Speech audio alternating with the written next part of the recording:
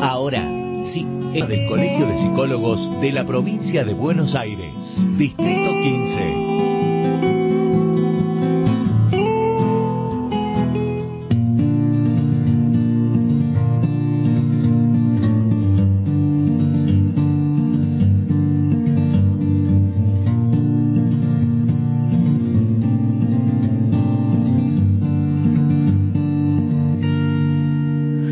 Puede ser que pasen días sin saber. Puede ser que lo que duela es no entender. Puede ser que la lluvia tenga fin. Puede ser que por ella no te vi. Puede ser que estés aquí, pero aún no te conocí. Queda mucho por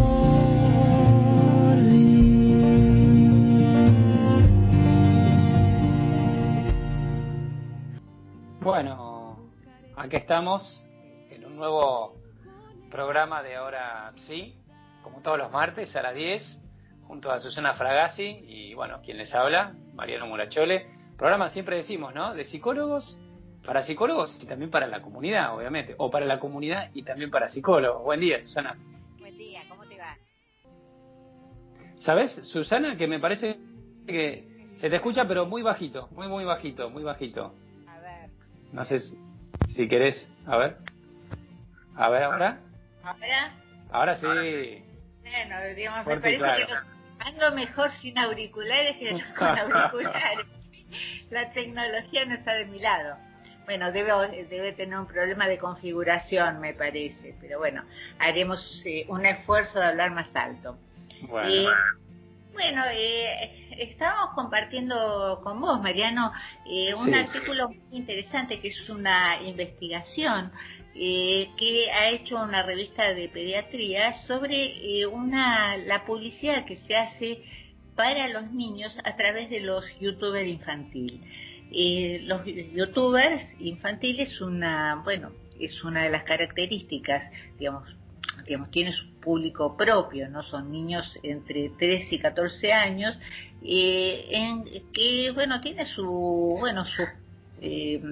seguidores, digamos, y que en realidad los temas, bueno, son variados, pero que pueden compartir desde una fiesta de cumpleaños hasta, bueno, un experimento científico.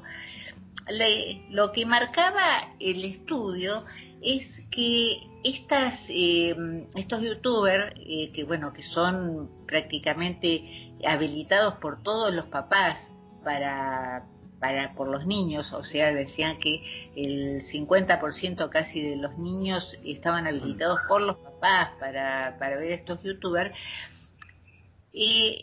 incluían publicidad de comida chatarra, pero a niveles muy altos, un 80% en algún momento, bueno, y de pronto decía, bueno, me llamó la atención que de lo que había como comida saludable era un 3%, un 2%, ¿no? Sí. Y el estudio no termina allí, sino que marca en algún punto que los chicos que ven esto comen más comida chatarra y comen más incluso, siendo que la obesidad infantil es un real problema, y casi yo te diría que en este momento mucho más, porque bueno, ya que hay menos movimiento, menos actividad física, bueno, el ingerir muchísimas más cosas, bueno, y más si es chatarra. Muchas cosas me llamaron la atención porque, bueno, una de las cuales era que no es que la publicidad es explícita, sino que queda como encubierta en alguna actitud del niño youtuber. Por ejemplo, bueno, el niño está comiendo o tomando algo, con la marca, por supuesto, digamos. Claro. Esto hace lo que, bueno, que estas marcas obviamente hacen una inversión importante en esto, ¿no? Y que bueno, que esto puede poner, digamos, al menos en cierta inestabilidad a la salud pública, ¿no? Claro. Ya, de hecho, un poco lo que esta investigación un poco alentaba era que, bueno, las autoridades, ¿no? que puedan regular un poco más y mejor todo el tema de las publicidades, sabiendo, bueno, el efecto que tienen en los niños, ¿no? Que un poco lo que nos llamaba la atención a los dos, que compartíamos fuera del aire, era esto, ¿no? Cómo en las investigaciones se dice que los chicos que miraban videos de influencers, de youtubers, donde habían comida chatarra, eran chicos que terminaban consumiendo más calorías que aquellos otros chicos que no miraban videos de influencers y youtubers que donde había comida chatarra, ¿no? Donde ese segundo grupo no consumía más calorías. Esto creo que es lo interesante, ¿no? Más allá de lo explícito que uno ve, es el efecto que puede causar en los niños, y nosotros también nos sorprendíamos un poco, creo que en algún punto, bueno, de nosotros los padres, como por ahí nos confiamos demasiado, ¿no? En que, bueno, nuestros hijos vean algún video de algún influencer que por ahí es un niño, ¿no? Total, ¿no? No va a ser nocivo, no va a ser mal, es simplemente un video de un niño, cuando en realidad detrás hay un montón de otras cuestiones. Por ejemplo, esto, ¿no? Referido puntualmente ni siquiera al consumo, ¿no? Ni siquiera al consumismo, sino en relación al consumo de alimentos de muy altas calorías o comida chatarra. Eso me parece como muy interesante el estudio. Claro, esto es realmente interesante, incluso esto que vos decías, no exclusivamente con el tema del consumismo, pero que también se incluye, digamos, no es un tema menor. Y lo otro que sí uno por ahí puede llegar a pensar es cómo juegan las identificaciones de los niños o de las personas, ¿no? Digamos, quizás a partir de esto es la base de la moda, pero cómo, digamos, si hay algo que aparece como soslayado, bueno, puede generar un cambio de conducta en un niño. Bueno, cuántas otras cosas que, bueno, que no se estudian tan explícitamente como esto de la comida, digamos que es más difícil por ahí detectar, también puede ser que estén influenciando a nuestros niños. Claro. Vos sabés que, Susana, yo me puse a ver, había como un ranking de los niños más seguidos, ¿no? De los youtubers más famosos, los niños más famosos, y agarré el primero, que era un Ryans no sé cuánto, un chico estadounidense, americano, y me puse a ver cómo era un video.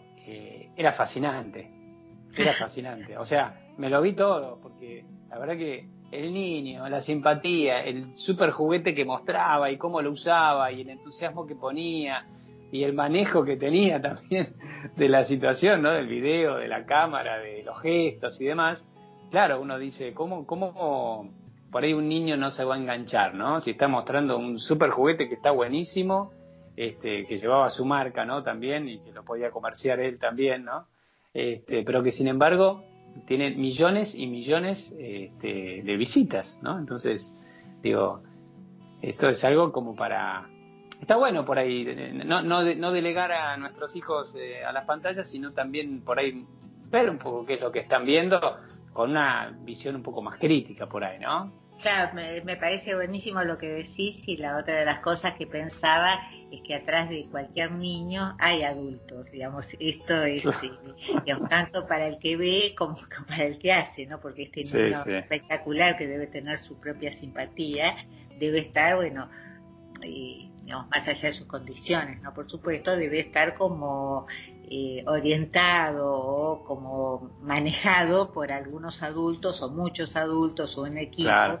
Entonces, por ahí el niño que ve tu niño o nuestro niño no está viendo solamente un niño, no es una casa que se está mostrando y tiene ese liderazgo natural que, bueno, que hay niños que lo tienen, ¿no? Como adultos también. Bueno, pero qué bueno lo que decís, ¿no? Porque da pie para nuestro próximo invitado para conversar sobre qué pasa con este tipo de infancias también, ¿no? ¿Qué pasa con las infancias que son tal vez por ahí interrumpidas por intereses de adultos, por ejemplo, ¿no? Como estábamos viendo recién, ¿no? Sí, O con las infancias diferentes, ¿no? Digamos, con las infancias, digamos, de un autista, por ejemplo, ¿no? Digamos, que no todos los niños son iguales. ¿Y nos querés contar un poco quién nos va a acompañar? Sí, cómo no. Voy a buscar mi super machetito. Nos va a acompañar el licenciado Alejandro de Cristofano, que él es psicoanalista, es docente, enseña en la Escuela de Psicoanálisis del Colegio de Psicólogos, Distrito 15, ¿no? De donde es esta radio. Dicta un seminario también de clínica con la psicosis y las perversiones, integra el departamento de discapacidad también, organiza el ciclo de noches de psicoanálisis dentro del marco en el Colegio de Psicólogos de San Isidro también, del Distrito 15, es miembro de la Escuela de Orientación Lacaniana, docente universitario, entre otras cosas. Así que, bueno, buen invitado conseguiste, Susana. Un lujo tenemos como invitado. Bueno, ¿qué te parece si vamos a un corte y lo invitamos? ¿Sí? Dale, cómo no, vamos a un corte.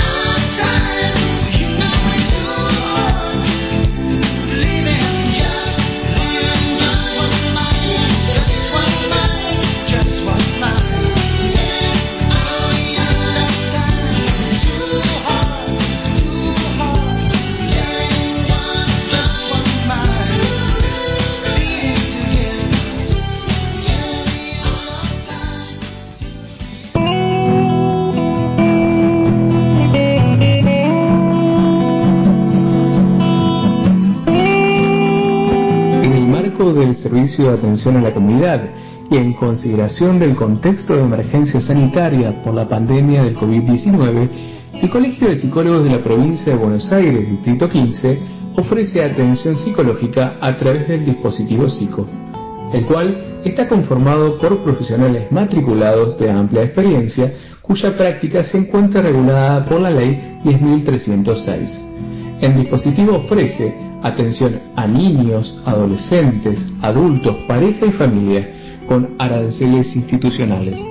Más información, comunicate por WhatsApp al 11 64 64 21 63 o ingresa a www.cpci.org.ar. Atención clínica, y así podrás comunicarte con un advisor de la zona. Quédate en casa.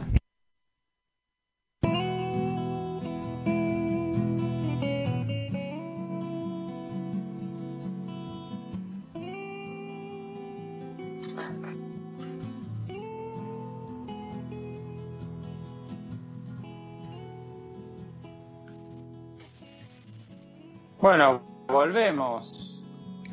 Estamos acá en nuestro segundo bloque, Susana, pero bueno, con nuestro invitado, ¿no? Gran invitado de lujo. Recién, antes en el primer bloque lo presentábamos, al licenciado Alejandro de Cristofano. Así que, bueno, muy bienvenido, Alejandro. Bueno, gracias por la invitación al Colegio de Psicólogos, a vos, Susana, Mariano. Un gusto para mí estar en este interesante espacio radial, ¿no? Que es un gran aporte que realizan a los profesionales, las diferentes áreas de salud, a la comunidad, a los oyentes. Me parece que han generado un espacio muy interesante de difusión y bueno, agradezco estar aquí para esta entrevista con este tema tan interesante que han propuesto, ¿no? Autismo, niñez y singularidades. Un poco abrieron el programa hablando, ¿no? Alejandro, queríamos preguntarte, ¿qué es un niño autista? Bien. Primera aclaración, sabemos que cuando hablamos uno se pone en falta, ¿no? Ya que hablar nos confronta con algo que no todo puede ser dicho, sobre todo en ciertos espacios que van tomando una inercia, ¿no? Y uno se dirige a un público muy abierto, porque hay colegas, están los padres, muchos padres de niños que están padeciendo ciertas dificultades. Entonces voy a tratar de mantener un discurso no tan teórico y tampoco tan sencillo, ¿no? Para que poder explicar de qué se trata. Me pareció interesante el título que proponen porque les hago una consulta. Yo escucho música. ¿Por qué? Sí. No, es la música de fondo, digamos. El tema es que, bueno, se escucha un poco alto, pero pues estamos en el aire, digamos, podemos hablar bien. Con la distracción que implica, pero bueno. Bien. Bueno, me pareció interesante el título que pusieron porque el autismo se debe plantear como un modo de funcionamiento singular, ¿no? Me parece lo primero que hay que aclarar, un modo de funcionamiento singular. Ahora vamos a ver de qué se trata esto. Y este modo de funcionamiento singular permanece en el tiempo, ¿no?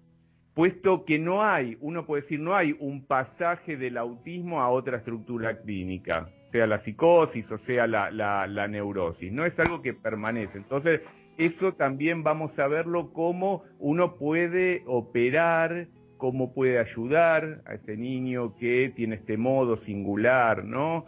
De vérselas con la existencia. Y es interesante cuando uno habla de autismo, antes que nada, distinguir el autismo del concepto de goce autista, ¿no? Porque el autismo no es solo una ruptura con el lazo social. Si bien hay algo que prevalece, uno puede decir, ¿no? En todos autistas, en nuestro lenguaje corriente, ¿no?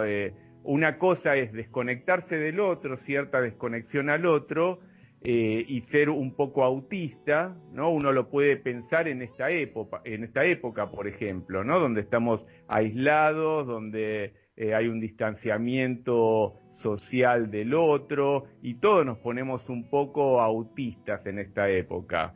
Por eso hay que diferenciar, me parece, lo primero a aclarar es, una cosa es el autismo como estructura y la otra el goce autista, ¿no? Porque a veces se usa el decir sos un autista, ¿no? Porque uno está encerrado en sus libros, con un dispositivo, etcétera. Entonces hay que, me parece que ahí aclarar en un primer momento lo que es autismo y lo que es goce autista. Porque sabemos que el goce ya en sí es un poco autoerótico, es autista, ¿no? Por eso hablamos de un autismo generalizado en esta época. Es una época de autismo generalizado, porque nombra un goce inherente al ser humano. Es algo, ¿no? Y incrementado en esta época, en este real que se nos impuso, ¿no? El coronavirus, en este momento de pandemia, algo de eso se ha incrementado. Por eso quería hacer en un primer momento esta aclaración, por ahí para pasar un poco a lo que plantea Susana, ¿no? Que es el autismo. Vuelvo a decir, voy a tratar de no ponerme tan teórico y ver sobre todo cómo poder ayudar también a los niños que padecen de autismo. Alejandro, ¿te puedo hacer una preguntita en relación a lo que vos estás contando y continúas con el tema? ¿Sería como el goce autista, para que la gente lo entienda, sería el modo de hacer y el otro, digamos, la estructura sería el modo de ser? ¿Podríamos dividirlo de esta forma para que quede un poco, para que sea claro? Muy bien, Susana, lo que decís, ese es el punto. Una cosa es la estructura, el diagnóstico de autismo en un niño que diagnostican con autismo, y la otra, cierta manera de vérselas muchas veces para regular la angustia misma. Es una manera de regular la angustia en los adultos, en los niños, etcétera, toda esta hiperconexión que da un tratamiento a esa angustia y sobre todo en estos momentos. Pero otra cosa es hablar de la estructura del autismo. Por eso también acá se abre la pregunta del diagnóstico, porque muchas veces llegan a consulta niños que los padres lo presentan como un autismo y no terminan siendo un autismo. Por ahí estamos hablando de otra cosa. O son niños inhibidos, o son niños que en un momento cortaron el lazo social por X situación, o que les costó entrar en el habla, en el lenguaje. Entonces me parece que ahí es un tema muy delicado, por eso me pareció pertinente el título, donde se articula las niñeces, lo singular de las niñeces, ¿no? Y bueno, entonces hoy les voy a hablar un poco de la estructura, pero me parecía interesante diferenciar esto, porque si no llamamos a muchas cosas autismo que no lo son. Hasta a veces muchos colegas por ahí, en la falta de precisión diagnóstica, se puede rotular a un niño, y me parece que eso arma un prejuicio que después es un rótulo que tanto en la escuela o mismo en los demás lazos sociales queda como el niño muy fijo en algo que por ahí no es así. Hay que ser muy cuidadoso con eso, ¿no? Y sobre todo por lo que generan los padres, porque los padres muchas veces se responsabilizan, se culpabilizan de que el hijo tenga ese modo de funcionamiento singular. Es más, los analistas en una época también culpabilizaban un poco a los padres por lo que pasaba en el niño, ¿no? Se leía todo desde la escena edípica, ¿no? El personaje de la mamá, del papá, y desde ahí, ¿no? Un poco se trataba de articular y hablar de las estructuras clínicas. Es Jacques Lacan el que permite, ¿no? Con la inclusión de cuando empieza a hablar del objeto A, del deseo de la madre, del deseo del padre, ¿no? Me parece que permite abrir y no cerrar todo a lo puramente a la escena edípica, ¿no? Un poco ir más allá de lo edípico. Me preguntaba también, Alejandro, ¿en qué situaciones es conveniente trabajar a partir de un diagnóstico y cuándo no? Porque uno a veces escucha, ¿no?, también colegas que por ahí tratan de preservar por ahí al paciente y mantenerlo por fuera de ser diagnosticado, ¿no? Porque quieren evitar etiquetas, ¿no?, condicionamientos, que empiecen a entrar en todo un circuito ¿no? de derivaciones y de profesionales, y cuándo sí, por ahí es pertinente o conviene trabajar a partir de un diagnóstico, ¿no? En este caso. Sí, me parece muy bien lo que acotás, Mariano, porque estamos en un momento donde todo se quiere rotular, ¿no? Los manuales de SM4 te dicen si tenés tal y tal estos ítems, sos tal cosa. Si bien eso a veces a los padres le permite alivianar un poco la angustia, saber de qué están hablando, ¿no? Ante algo que es muy, que por ahí es difícil precisar, no siempre es lo mejor, porque se arma un prejuicio. Un diagnóstico a veces es un prejuicio en después direccionar una cura. Por eso habría diciendo, es un modo de funcionamiento singular y que tal vez acompaña al niño durante toda su existencia. El tema es cómo un analista puede ahí ayudar, qué puede armar, cómo puede permitir a ese niño vérselas con un mundo que es complicado, porque es un mundo que se vuelve muy intrusivo para el niño que sufre autista, para el niño en sí, ¿no? Invadido por las pantallas, por los padres distraídos, estamos todos como muy a las corridas, esto de escuchar, lo que ustedes decían al comienzo, ¿no? Poder escuchar al hijo, poder verlo, y si los analistas quedamos rotulando con un diagnóstico me parece que no es esa la vía de poder direccionar una cura cuando hablamos de autismo, ninguna cura.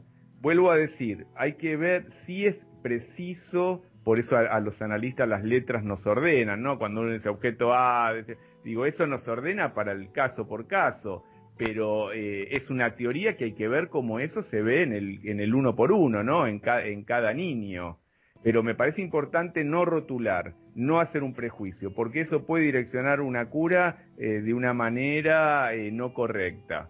Y también es importante decirle a los padres que a veces, por la angustia misma que experimentan, van como buscando muchas opiniones de profesionales, de médicos, etcétera. Disculpen, me suena el celular, cosas que suelen ocurrir.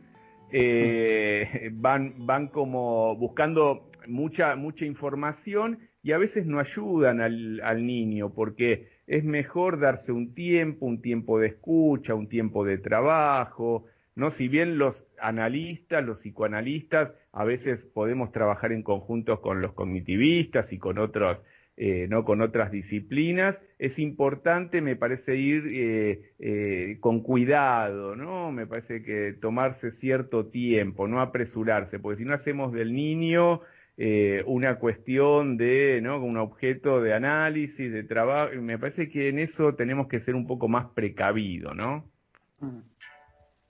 Y vos sabés que te escucho y ahora recuerdo algún colega que me contó que en esta época de pandemia, ¿no? Y trabajando en forma a través de pantallas, cómo notablemente ha logrado ver en casos de chicos con diagnóstico de autismo, donde en el trabajo presencial se les dificultaba, ¿no? Encontrarse, cruzar miradas, conectarse con, ¿no? Entre sí, cómo esto lo estaban pudiendo lograr a través de las pantallas, ¿no? Algo como si nos hubiera, bueno, como algo que sorprende en algún punto, ¿no?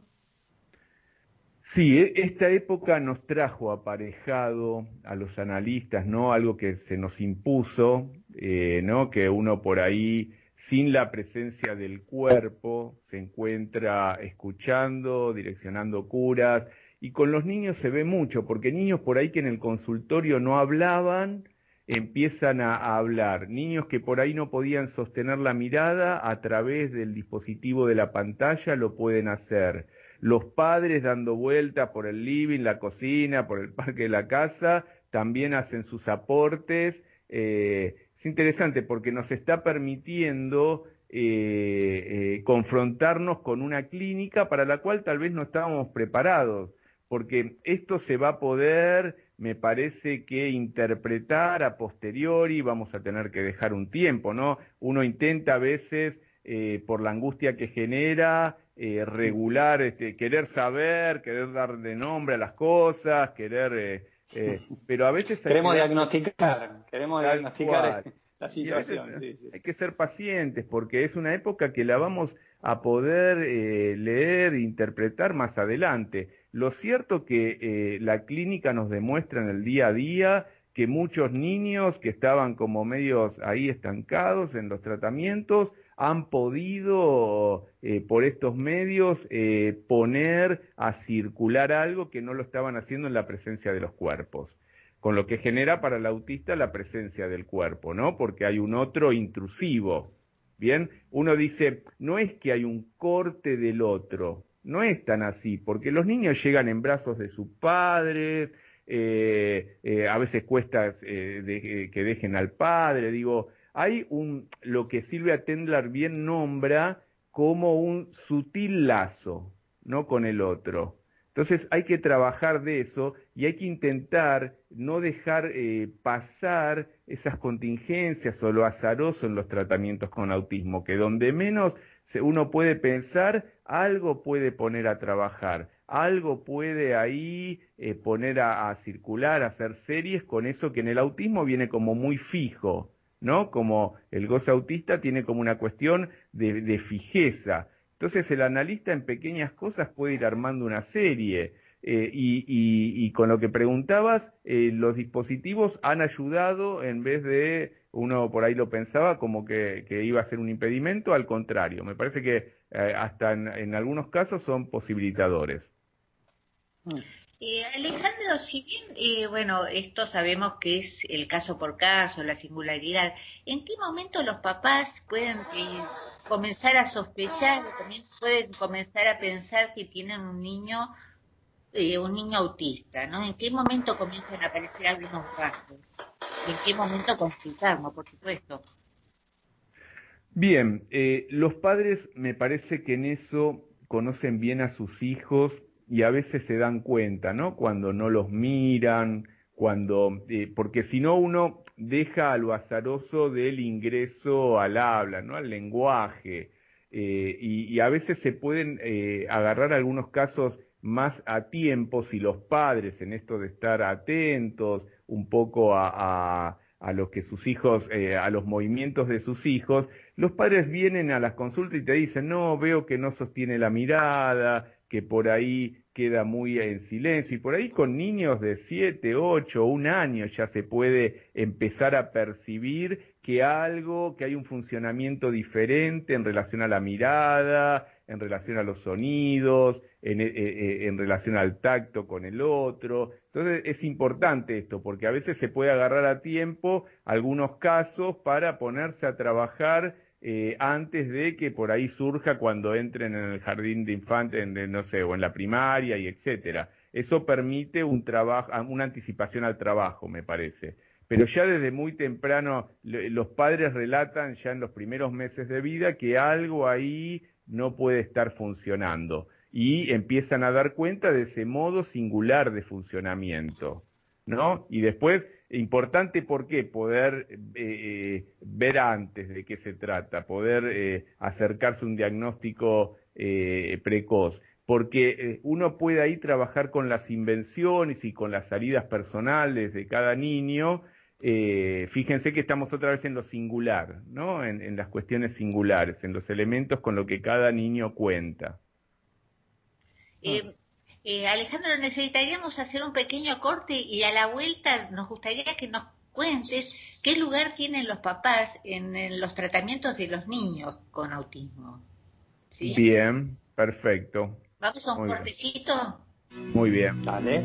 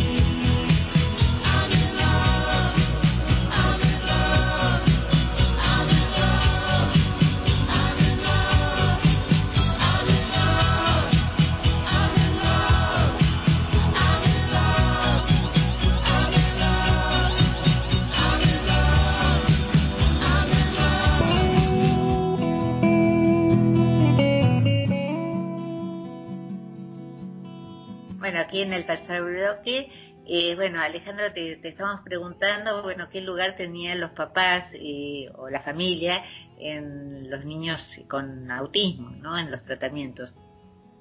Bien, en el siglo XXI hay un giro decisivo en la reflexión sobre el autismo, ¿no? Nos ha puesto a trabajar a todos los analistas, puesto que pone en juego la escucha, ¿no? En contraposición a un esfuerzo de incluir, ¿no? a los niños en una norma homogeneizante, ¿no?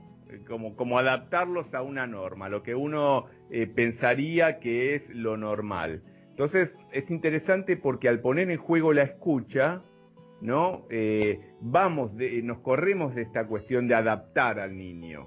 Entonces es importante que los padres puedan dar cuenta, ya que son ellos los que conviven 24 horas con el niño, los que están frente a los momentos más difíciles, ¿no? Las propias angustias. Me parece que es interesante que los padres primero tengan un espacio donde poder hablar de lo que les genera tener un hijo con un modo de funcionamiento singular, ¿no? Me parece que eso es importante, hablar de sus propias angustias. Y después esta cuestión, ¿no? Correrse, me parece que los padres van entendiendo que no es adaptarlo, ¿no? Poner a las normas que tienen que ir a tal colegio y poder responder y etcétera. Entonces la escucha permite, me parece que ahí producir un giro en los tratamientos. Y esto es fundamental trabajarlo con los padres, ¿no? Porque si no, en este intento de adaptación, lo único que genera es frustrar más al niño y no poder ver los recursos con los que cuentan. Entonces esto es fundamental que los padres lo entiendan, que los padres se acerquen a los consultorios, que a veces participen de las sesiones con los hijos, de poder hacer las preguntas y los analistas poder escuchar, poder orientar ahí también. Me parece que eso es fundamental, porque a veces los padres en la búsqueda de preguntarse por qué mi hijo padece de esto, ¿no? Y quiere buscar los factores, por qué fue, ¿no? Pasan de responsabilizarse a ir a buscar las cuestiones genéticas, ¿no? Y me parece que hay una multiplicidad de sucesos que hacen que un niño pueda padecer el autismo, ¿no? Pueda estar bajo esa estructura. No es que el autismo, todavía a pesar de haber muchas teorías, de que se puso a investigar, los genetistas que intentan ver qué cromosoma me parece que no hay una respuesta a qué es el autismo. Sí hay una manera de poder abordarlo, de poder producir modificaciones, de poder hacer que ese niño se las pueda ver, armar un lazo social con los recursos que cuentan, ¿no? ¿Sabes qué? Vos al comienzo decías que el autismo como un modo de funcionamiento singular que permanece en el tiempo. Entonces yo me preguntaba qué áreas son las principales áreas que afecta a alguien con autismo y cuáles podrían ser algunos tipos de evoluciones favorables, ¿no? Bajo tratamiento, ¿no? Son personas que en definitiva pueden salir al mundo, trabajar, ¿cuál sería una evolución también favorable de alguien con un diagnóstico así, ¿no? Bien, sí, porque hay que ver en cada caso el tema, porque hay niños, si ese mundo le es intrusivo, ¿no? Y les cuesta el lazo al otro, a veces con los objetos que tienen, ¿no? Porque no podemos hablar de casos clínicos, pero un niño que viene con objetos fijos, uno puede producir ahí una serie, un desplazamiento para que pueda vérselas con ese mundo y que ese mundo le deje de ser intrusivo. Uno lo ve a veces en los tratamientos, niños que entran al consultorio, que por ahí ni nos sostienen la mirada, en el correr de las entrevistas, de las sesiones, empiezan a producir ese algo de un lazo, acercarse, ceder algún objeto, armar series en los juegos cuando los vamos con niños muy pequeños, por ahí de 2, 3 años, o hasta más chicos también. Entonces es como no adaptar a ese niño a un mundo que de por sí le es intrusivo, sino con qué recursos se la puede ver con eso. Y en eso consiste un tratamiento analítico, en poder brindar esos recursos, en poder algo de ese sufrimiento y esa angustia que padecen los padres, cuando algo de eso pueden ceder, también permite que el niño pueda poner en juego otras cuestiones en relación a la mirada, ¿no? Alejandro, vos marcás, esta dificultad de armar lazo a lo social, ¿no? Y por ahí se me ocurría pensar, o preguntarte, mejor dicho, ¿qué respuesta ves que tiene la sociedad a los niños con autismo? Si hay alguna dificultad, si vos notás que hay algún tipo de segregación, ¿Cómo actuamos la sociedad, la gente, que no padecemos esto, con los niños que tienen este padecimiento? Sí, me parece interesante la pregunta, porque hemos avanzado bastante, me parece, en tanto uno lo puede ver en los ambientes educativos, si bien hay un desconocimiento sobre lo que es el autismo, sobre lo que es ese modo de funcionamiento singular, a veces mismo en los maestros o en los directivos de los colegios, me parece que se ha avanzado bastante porque se va integrando. Hay colegios, aquí lo tenemos en San Isidro, muchos colegios donde intentan incluir a niños con ciertas dificultades, y los mismos compañeros, me parece que hasta los mismos compañeros a veces ante ese desconocimiento pueden acompañar a ese niño, a ese compañero, a ese amigo, de una manera. Me parece que la sociedad va avanzando, si bien todavía es un tema que se desconoce, que también se habla mucho.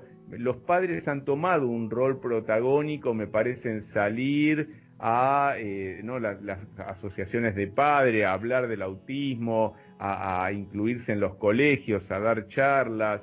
Me parece que en eso venimos avanzando mucho. Por eso decía, hay que cuidar mucho los prejuicios, las palabras que uno utiliza. Me parece que hay un avance como sociedad. Si bien está lo segregativo también, en tanto que ante el desconocimiento uno puede segregar, ante lo no conocido uno lo distancia, pero se está viendo, me parece, en esta época cierto avance. Por eso hay que cuidar mucho las palabras. Y tengamos en cuenta que el niño a veces a solas padece, sufre de angustia, ¿no? Y la presencia de los padres es fundamental ahí, porque son el nexo con los analistas, con los terapeutas, para poder permitirle al hijo, ¿no?, un tratamiento posible. Por eso no sabemos las causas, ¿no? Si bien se ha avanzado mucho, pero sí sabemos que hay tratamientos posibles, sí sabemos que ahí se puede hacer algo, sí sabemos que ahí se le puede permitir a ese niño vérselas con un mundo tan intrusivo como el que vivimos. Con respecto de los tratamientos, ¿no? ¿Siempre estos son de manera interdisciplinaria o existen distintos tipos de abordajes que vos conozcas, ¿no?, en relación al tratamiento de casos de autismo? Sí, ahí aparece la diferencia también con los cognitivistas, porque si decimos que los cognitivistas usan como el mismo tratamiento para todos los niños, ¿no? Me parece que se pierde algo de lo singular.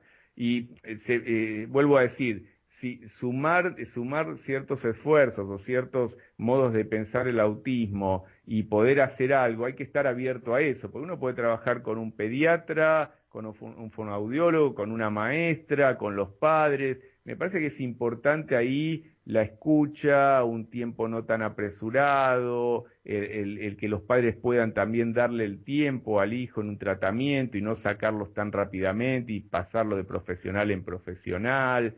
Me parece que son cuestiones claves, en tanto, por eso es fundamental el trabajo con los padres, porque en esa búsqueda de saber de qué padece el hijo van, esto que decíamos, ¿no?, como de profesional, y me parece que hay que detenerse un poco para realmente darle la posibilidad a ese niño de que pueda hacer un lazo de trabajo con un analista, con un terapeuta, y que tenga comunicación con la escuela donde va ese niño, que pueda hablar con los directivos, con los maestros. Hay un trabajo interdisciplinario, pero me parece como analista que el primer trabajo tiene que ser ese espacio único y singular para ese niño, donde en la presencia de un analista puede generar una posibilidad de trabajo, un lazo de trabajo, un sutil lazo de trabajo.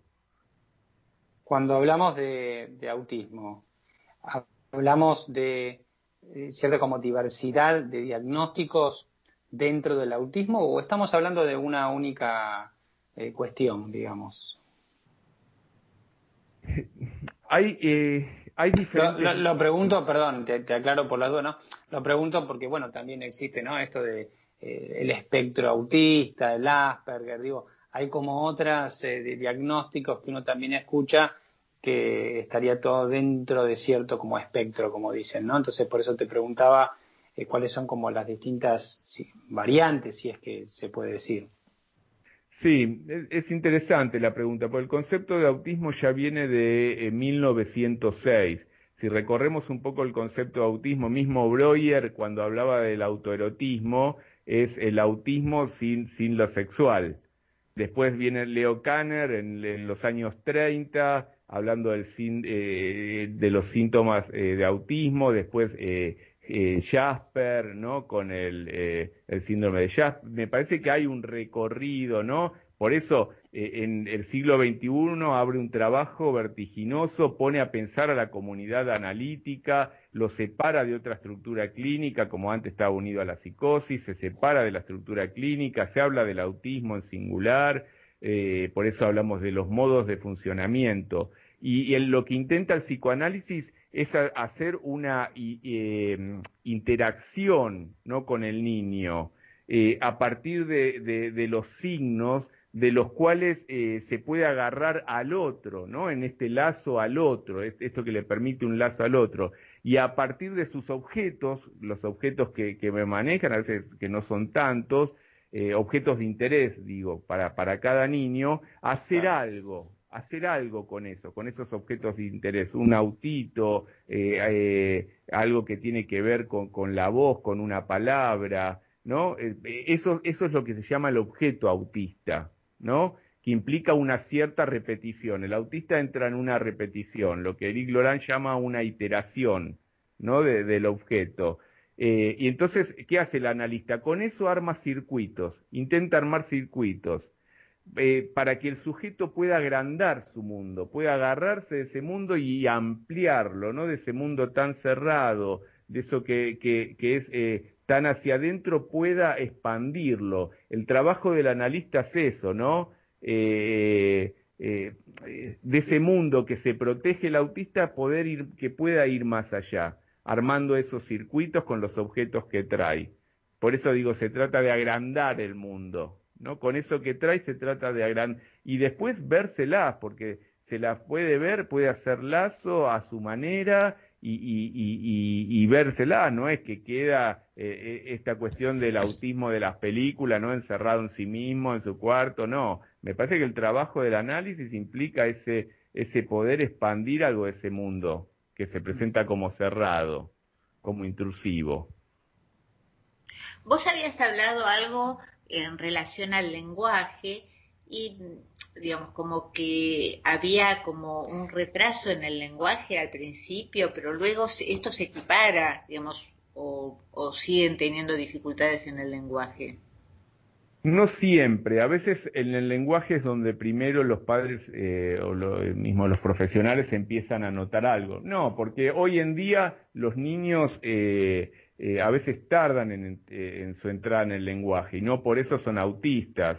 Me parece que a veces ante mucha palabra, ¿no?, de los medios, de mucha palabra de los padres, el niño queda silenciado, queda hacia adentro. Pero eso no implica que sea un niño autista. Por eso el autismo nombra un espectro de distintas presentaciones, que no son siempre las mismas, esto que preguntaba Mariano, ¿no? son distintas relaciones con lo que se llama el borde autista, ¿no? Ahí hay una elección del sujeto, es difícil entender, pero hay una elección del sujeto, y esto a los padres le cuesta por ahí entenderlo, ¿no? Porque primero el sujeto en un momento elige quedar bordeando algo de ese agujero, ¿no? Por eso se habla del neoborde, ¿no? En tanto que en vez de hacer la salida al lenguaje, ¿no? Porque el lenguaje es una pérdida. Cuando uno entra en el habla, pierde el niño, no es que gana, pierde un goce más autoerótico, más hacia adentro. Entonces es una pérdida. Por eso a muchos chicos les cuesta el ingreso al habla, porque tienen que ceder algo. El autista, ¿qué hace? No quiere perder eso, no quiere cederlo y se queda abordando algo de eso que de ese neoborde, ¿no? No me quiero poner muy teórico, ¿no? Por eso uno puede hablar de que la relación con el cuerpo de los autistas, que muchas veces se golpean y no lloran, ¿no? ¿Qué registro de cuerpo tienen? Hay algo que no ha podido ser simbolizado, ¿no? Pensado del estadio del espejo, ¿no? Y quedan como más inmersos en ese mundo real con un registro simbólico que no ha podido operar, ¿no? Entonces juega lo real y el cuerpo como imaginario, porque es una construcción imaginaria, en tanto el otro lo permite. Hay algo ahí también que queda como bajo otro funcionamiento. Entonces quedan más inmersos en lo real, menos el mundo simbólico. Cuando digo ampliar ese mundo, es ampliar ese mundo simbólico, ¿no? Eso nos implanta, no es que es una tarea educativa. Es con lo que tiene el niño autista, con lo que nos trae. Por eso a veces no comparto muchos tratamientos que quieren como inyectarle la palabra, el saber y etcétera, como reeducarlo. Esos son los tratamientos de principio del siglo pasado. Me parece que hoy la escucha es fundamental.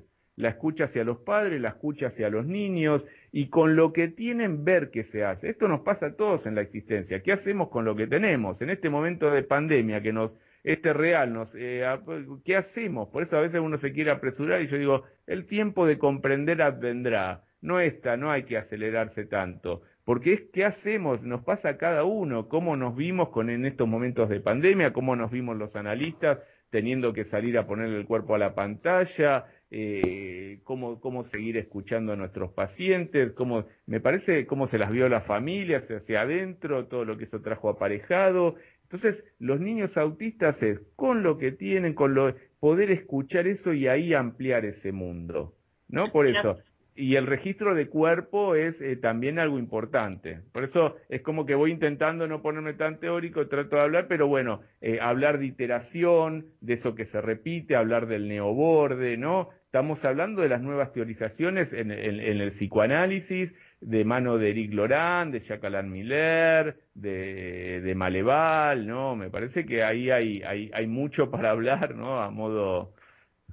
Claro, Alejandro, la verdad que fuiste muy claro, creo que bueno que todo el mundo entendió, los oyentes también entendieron. Nos quedamos cortos de tiempo, otra vez seguramente te vamos a invitar y bueno, te agradecemos que nos hayas acompañado, pero bueno, se nos acabó el tiempo, Mariano. Como sí. Muy interesante, me quedaron algunas frasecitas de Alejandro muy buenas para seguir pensando. Así que muchísimas gracias por haber estado, Alejandro, y bueno, nos veremos el próximo martes, como todos los martes. Bueno, agradezco la invitación, un gustazo estar con ustedes, y bueno, y decirle a los padres por ahí que tienen los niños que padecen de ciertas problemáticas, que siempre hay la posibilidad de un espacio de trabajo y donde me parece que esto de la escucha y la mirada, esto que abrieron un poco ustedes el espacio con eso, es fundamental, ¿no? La presencia de los adultos, un poco entrar en ese mundo de los niños, ¿no? Poder saber de qué se trata con las computadoras, qué miran, qué no miran. Me parece que es fundamental en esta época una presencia más auténtica, ¿no? De una escucha real ahí frente a los niños. Bueno, muchísimas gracias y será hasta el próximo martes. Repetimos el viernes a las 5 de la tarde, de 5 a 6. Gracias. Buen día. Buen día. Adiós.